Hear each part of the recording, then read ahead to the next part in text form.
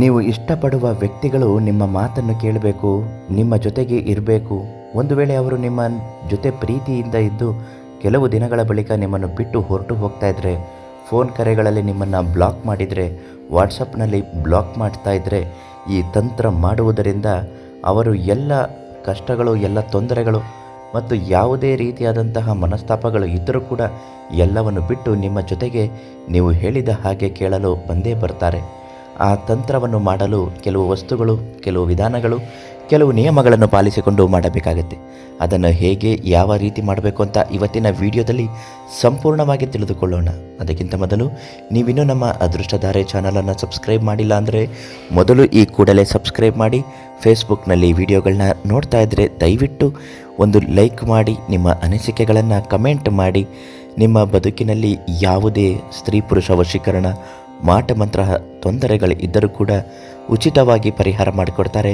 ಪ್ರಧಾನ ತಾಂತ್ರಿಕ ಕೀರ್ತಿ ಪ್ರಸಾದ್ ಗುರುಗಳಿಗೆ ಒಂದು ಫೋನ್ ಮಾಡಿ ಅವರಿಂದ ಪರಿಹಾರವನ್ನು ನೇರವಾಗಿ ಪಡೆದುಕೊಳ್ಳಿ. ಒಂದು ಕೋಳಿ ಮೊಟ್ಟೆಯನ್ನು ತೆಗೆದುಕೊಂಡು ಅದರ ಮೇಲೆ ನೀವು ಇಷ್ಟಪಡುವಂತಹ ವ್ಯಕ್ತಿ ಹೆಸರನ್ನು ಬರೆಯಬೇಕು. ಹುಡುಗಿಯನ್ನು ಇಷ್ಟಪಡ್ತಿದ್ರೆ ಆ ಹುಡುಗಿಯ ಹೆಸರನ್ನು ಮೊದಲು ಬರೆದುಕೊಳ್ಳಬೇಕು.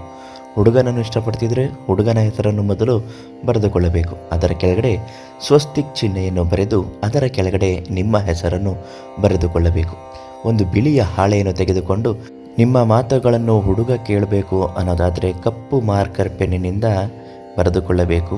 ಹುಡುಗಿ ಇಷ್ಟಪಡ್ತಾ ಇದ್ದರೆ ಕೆಂಪು ಮಾರ್ಕರ್ ಪೆನ್ನಿಂದ ಬರೆದುಕೊಳ್ಳಬೇಕು.